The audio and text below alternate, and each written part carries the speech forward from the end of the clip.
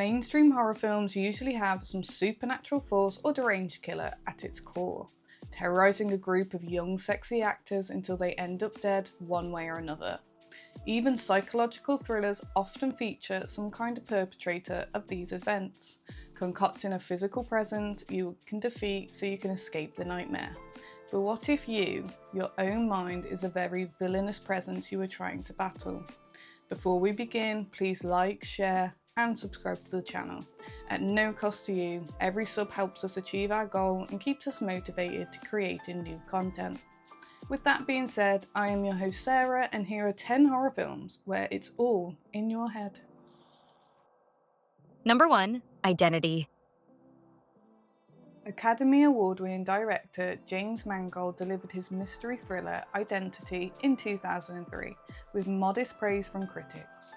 James Mangold, even by this point in time, had proven to be a versatile director, as he had dabbled in all sorts of genres, and will continue to do so throughout his impressive career.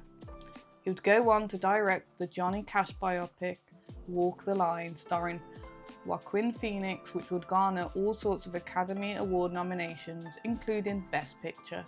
He would also helm a fantastic remake of the classic western 3:10 to Yuma, starring Russell Crowe. Plus, Mangold would also cinch a Best Screenplay nomination for his work on the sublime X-Men film, Logan. Identity is a whodunit mystery inspired by the 1939 Agatha Christie novel, And Then There Were None. And we love Agatha Christie. Identity begins with a violent murderer on trial named Malcolm Rivers. The film also tells a parallel story about a group of people that are trapped in a motel during a violent storm. They are picked off one by one by an unseen assailant. As each body drops, the victim's body then mysteriously disappears. John Cusack plays the lead character, an ex-cop named Ed, and he and the rest of the people stranded have to unravel the mystery. Identity is a well-made, well-cast slasher whodunit, produced by Kathy Conrad, who was well known for producing another acclaimed slasher whodunit series, Scream. And much like those films, there are quite a few red herrings in Identity. While the film was leading you to believe that it was the crazed killer Malcolm, everything at motel was actually in Malcolm's head. Each person was a different one of his 11 personalities. Identity can be streamed on Amazon, Google, and Fandango. Number 2. Jacob's Ladder. The 1990s psychological horror film Jacob's Ladder was directed by Adrian Lyne. Lyne at this point was known for films that explored passions with a sexual underpinning, like Flashdance and Fatal Attraction. Although Jacob's Ladder does have that kind of surreal energy about it. Tim Robbins plays Jacob Singer, an infantry man who fought in Vietnam in 1971. He loses his entire platoon in a bloodbath, narrowly escaping death himself. Jacob wakes up in hospital in 1975, his memory fractured. If Lynn's goal was to invoke the trauma of war, then he succeeded with flying colours. Jacob is structured in a way that the viewer doesn't know what's really happening at any given moment, very much reflecting the anxiety surrounding Vietnam vets who come home suffering PTSD. Jacob's flashbacks and hallucinations create both a temporal and reality disconnect. Fun fact, Jacob's Ladder heavily influenced the popular horror video game franchise Silent Hill. Renowned film critics gave the film a 3.5-star review, stating Jacob's Ladder was not a pleasant experience, but it was exhilarating in the sense that I was able to observe filmmakers working on the edge of their abilities and inspirations. The film received mostly positive reception, although many agree with Ebert's assessment about it being uncomfortable. Although the most gut-wrenching moments come at the end when the audience learns that Jacob did in fact die in Vietnam in the triage tent. Stream it at Pluto, Google, Fandango, and Amazon. Number 3. St. Maud. St. Maud, directed by British filmmaker Rose Glass, premiered at the Toronto Film Festival in 2019. Maud, who is a nurse, fails to save a patient after using CPR. She becomes a devout Catholic and a palliative care nurse who has tasked herself to save the soul of her patient, Amanda. Maud is clearly dealing with unaddressed trauma. Amanda is queer, but it's her promiscuity that Maud claims to take an issue with. It's easy to say St. Maud is addressing mental illness, as Maud is suffering from PTSD, hysteria, and hallucinations. The film is also a commentary to the corrosive nature of dogmatic religious practices. Near the end, Maud stabs Amanda to death to save her soul. And the final scene is her dousing herself with acetone at the beach and burning herself to death to purify her soul. Maud grows angel wings and appears to look into the heavens. Very sad. There is a split second revealed that she's actually just burning to death, confirming that it's all in her head now. I'm no Bible expert, but I was raised Catholic, and both murder and suicide are sins. Murder puts you in hell and suicide places you in purgatory. So Maud is committing a vile act in the name of a religious text, which she's not even understanding correctly. Sounds familiar?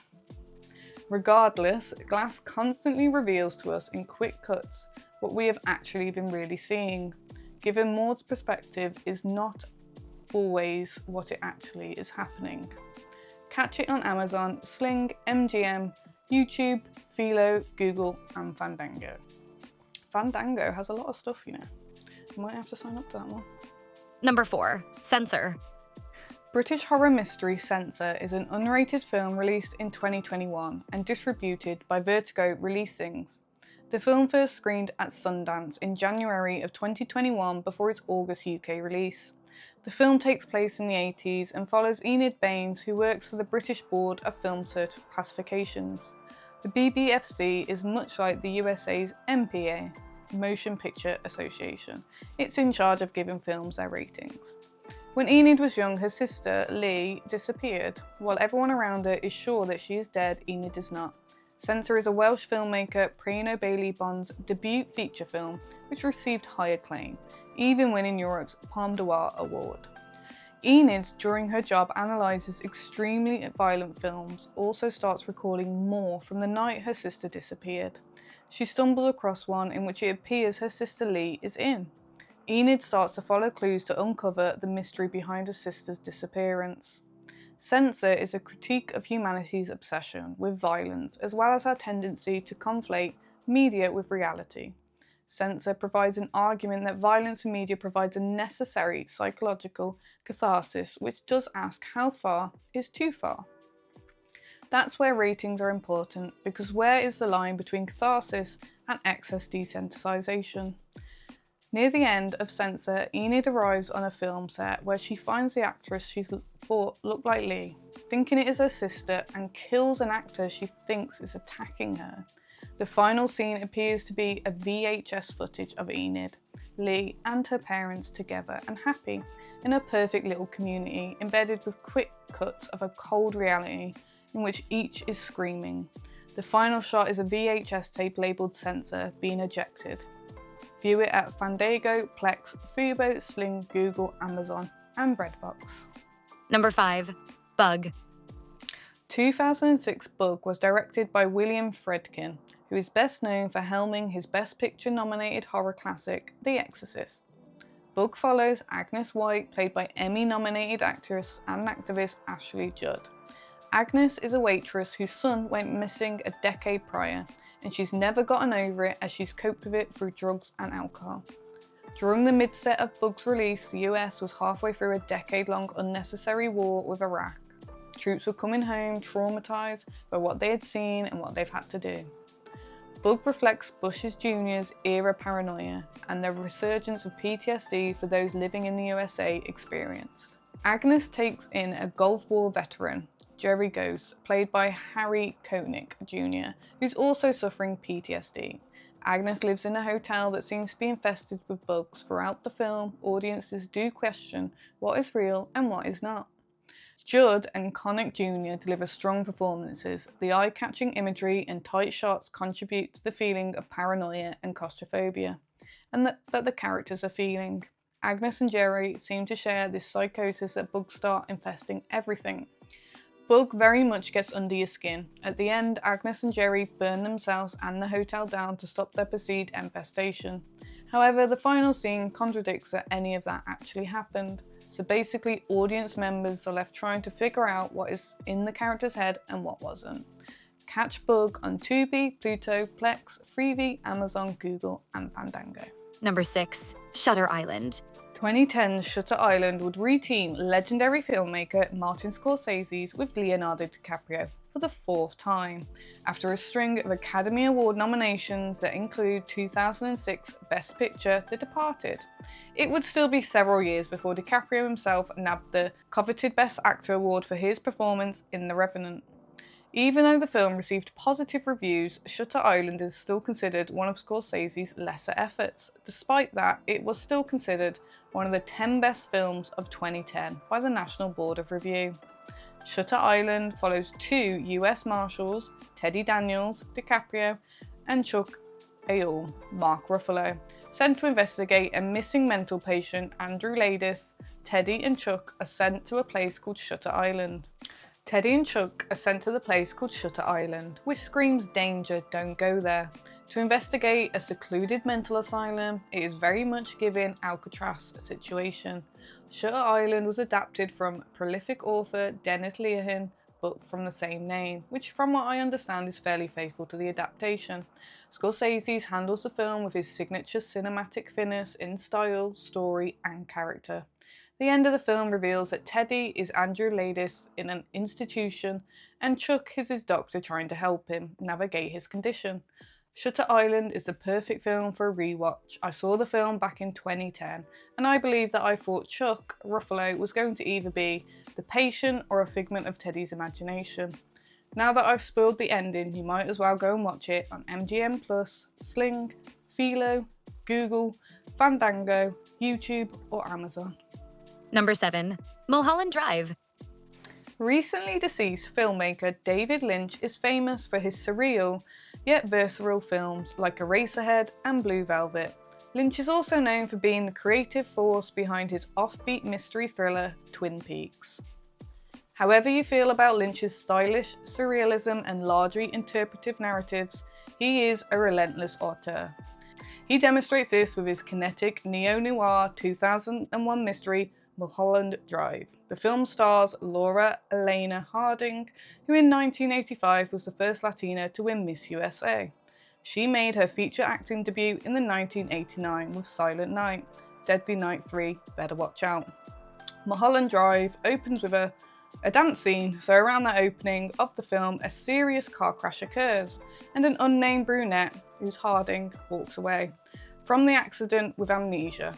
The brunette crosses paths with Betty, an innocent who is just arriving in Hollywood. Betty is staying at her aunt's house in LA, and the brunette is in a shower nude, not knowing why she's there.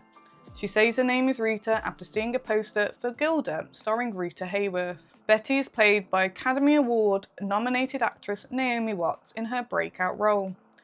For you horror hounds, you might remember her from Children of the Corn 4, The Gathering, although her most prominent horror film would be in 2002 runway hit American remake of acclaimed J-horror film The Ring. Mulholland Drive follows several characters through interviewing stories and it mostly works.